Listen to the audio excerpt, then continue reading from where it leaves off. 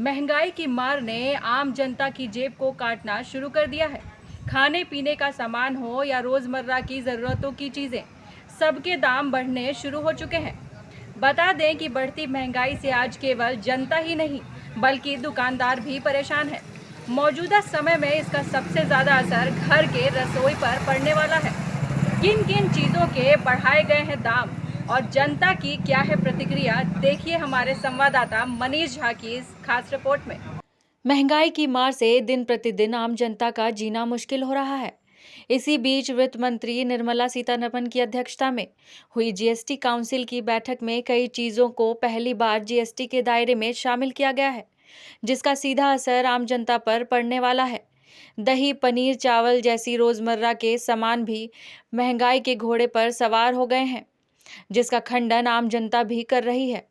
उनका कहना है कि सरकार लगातार महंगाई बढ़ाती जा रही है, जिससे आम जनता का अपने परिवार का जीवन चलाना मुश्किल हो गया है। लेकिन सरकार लोगों के वेतन में कोई वृद्धि नहीं कर रही, जो कि सरासर अन्याय है।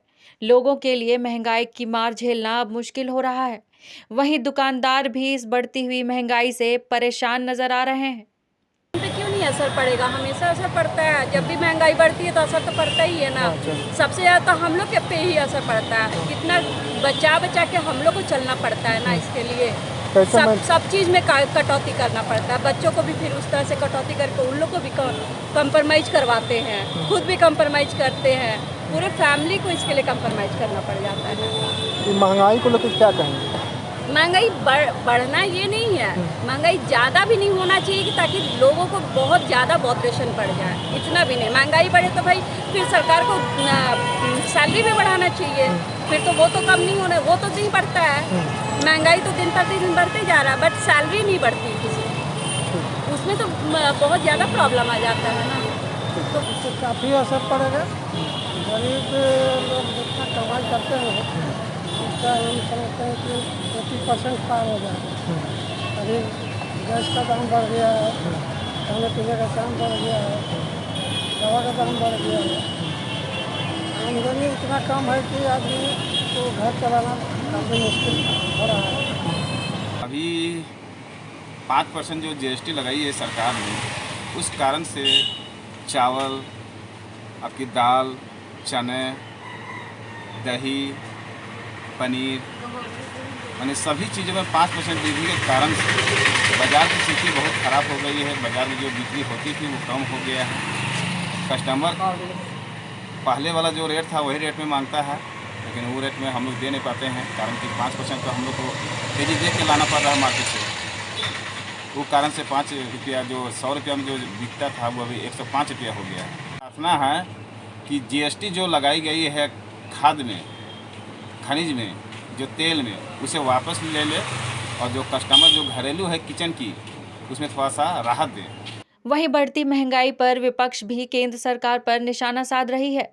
इस संबंध में कांग्रेस के प्रदेश प्रवक्ता राकेश सिन्हा ने कहा कि निम्न वर्गीय और मध्यम वर्गीय परिवारों को मोदी सरकार न जीने दे रही है और न ही मरने दे रही है। आटा, चावल, इलाज जैसे चीजों पर जीएसटी लगाकर आम जनमानस को पूरी तरह से केंद्र सरकार मरने को विवश कर रही है, जिस कारण हमारी अर्थव्यवस्था कम वृद्धि और तेज महंगाई के दोहरे मार से प्रभावित हो रही है, जिसका मूल कारण नरेंद्र मोदी के नेतृत्व वाली केंद्र सरकार की कुप्रबंधन और नाकामी है।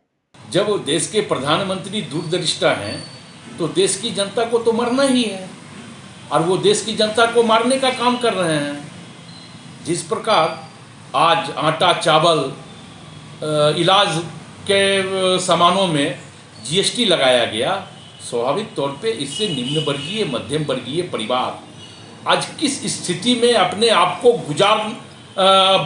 को विवश हो रही है, ये मध्यम वर्गीय और निम्न वर्गीय परिवार का दर्द को जाके समझना होगा। लेकिन चूंकि देश के प्रधानमंत्री को तो निम्न वर्गीय और मध्यम वर्गीय परिवार से मतलब नहीं है, उनको मतलब है अपने पांच चंद पूंजीपति मित्रों से। उनके पूंजीपति मित्रों के चेहरे पे मुस्कुराहट है। प्रधानमंत्री जी को लगता है कि देश के 130 करोड़ जनता के चेहरे पे मुस्कुराहट है।